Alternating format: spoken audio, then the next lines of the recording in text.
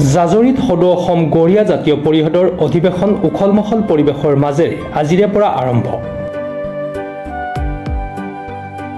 নগাঁও আৰু মৰিগাঁও জিলাৰ সীমামূৰীয়া জাজৰিৰ নিচানতলত আঞ্চলিক খেলপথাৰত সদৌ অসম জাতীয় পৰিষদৰ পঞ্চবাৰ্ষিক অধিৱেশন আজিৰে পৰা অনুষ্ঠিত হয়। সদৌ অসম জাতীয় পৰিষদৰ পঞ্চবাৰ্ষিক অধিৱেশনৰ প্ৰথম কাৰ্যসূচীত মূল তৰণ মুকলি কৰে মইনুল ইছলাম, সভাপতি সদৌ অসম গৰিয়া জাতীয় পৰিষদ।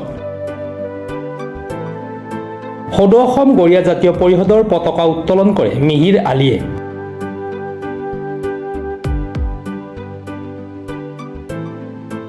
লগতে গছপুলি ৰোপণ কৰে।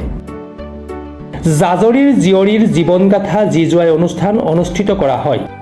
ইয়াৰ উপৰিও স্মৰণ আৰু মংগল প্ৰাৰ্থনা কৰা হয়। পৰম্পৰাগতভাৱে জাৰি নৃত্য অনুষ্ঠিত কৰা হয়। উক্ত অনুষ্ঠানত বিভিন্ন অনুষ্ঠান অনুষ্ঠিত কৰা হয়।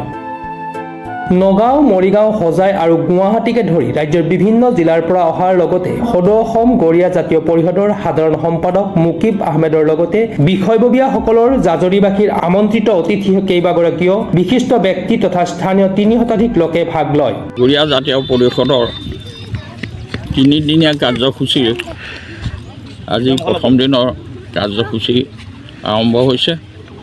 ইতিমধ্যে 2টা কাৰ্যসূচী সমাপ্ত হৈছে আৰু এতিয়া অভ্যৰ্থনা সমিতিৰ পতাকা উত্তোলন হ'ল। এই উত্তোলনত আমাৰ কেন্দ্ৰীয় কমিটিৰ সভাপতি আৰু সম্পাদক দুয়ো উপস্থিত আছিল। মৰিগাঁও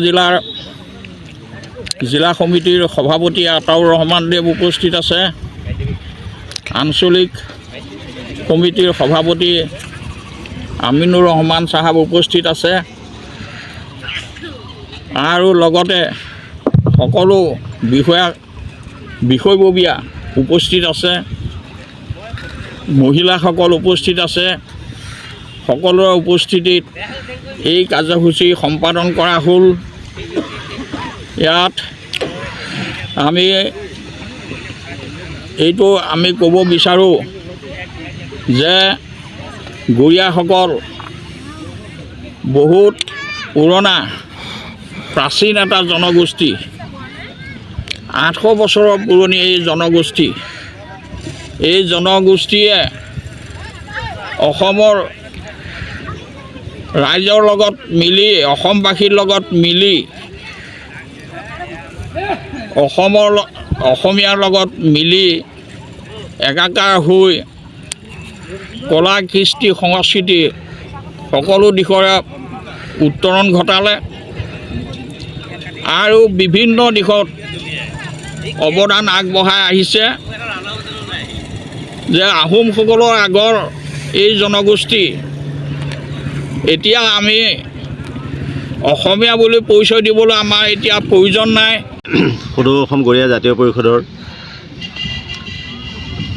পঞ্চবাৰ্ষিক অধিৱেশন জাজৰি ক্ৰীড়া সন্থাৰ খেলপথাৰত পাতিবলৈ লৈছোঁ। আজি আমাৰ এটা কাৰ্যসূচী শেষ হৈছে আৰু এটা কাৰ্যসূচী আমি বৃক্ষৰোপণ আছে, এই মাত্ৰ আমি কৰিবলৈ লৈছোঁ।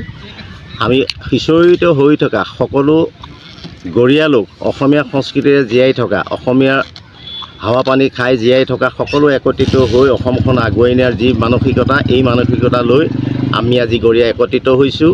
আৰু ভাষা সংস্কৃতি যাতে আমাৰ নষ্ট নহয়, যি আমি 800 বছৰ আগৰ পৰা ইয়াত বাস কৰি আছোঁ, এই অসমীয়া সমাজখনত, অসমীয়া সংস্কৃতি সমাজত আমি যেন বিলীন হৈ যাওঁ, তেনেকেই সকলো থাকি মিলাপ্ৰীতিৰে থাকি আমাৰ সংস্কৃতি নষ্ট হ'বলৈ নিদিওঁ, তাৰ প্ৰতি আমাৰ ধ্যান ধাৰণাই এই অনুষ্ঠানটি পতা হৈছে। শদিয়াৰ পৰা বঙাইগাঁৱলৈ যিসকল আমাৰ অসমৰ বিভিন্ন অঞ্চলত গৰিয়াসকল একত্ৰিত হৈ আছে। আৰু গৰিয়াসকল মানে কি? গৰিয়াসকল সেইসকল হয় যিসকলৰ শিশু এটা জন্ম হৈয়ে অসমীয়া কথা শুনে আৰু অসমীয়া কথাই কয়। আমি সেইসকল গৰিয়া হয়। মুছলমানৰ আমি গৰিয়া সেইসকল হয় আৰু আমাৰ ঘৰত অসমীয়া ভাষাই চলে। আমি অতীজৰে পৰা অসমৰ সাহিত্য, সংস্কৃতি, ঐতিহ্য ইত্যাদিৰ লগত একাকাৰ হৈ আহিছোঁ। আচলতে আমি গৰিয়াসকলতো অসমীয়া ভূমিপুত্ৰই হয়। আমি গৰিয়াসকল মুছলমানলৈ কনভাৰ্টেডহে হৈছোঁ। বটদ্ৰৱাৰ পৰা আজাৰুদ্দিন আহমেদ ৰিপৰ্ট প্ৰাতঃ টাইম ডিজিটেল।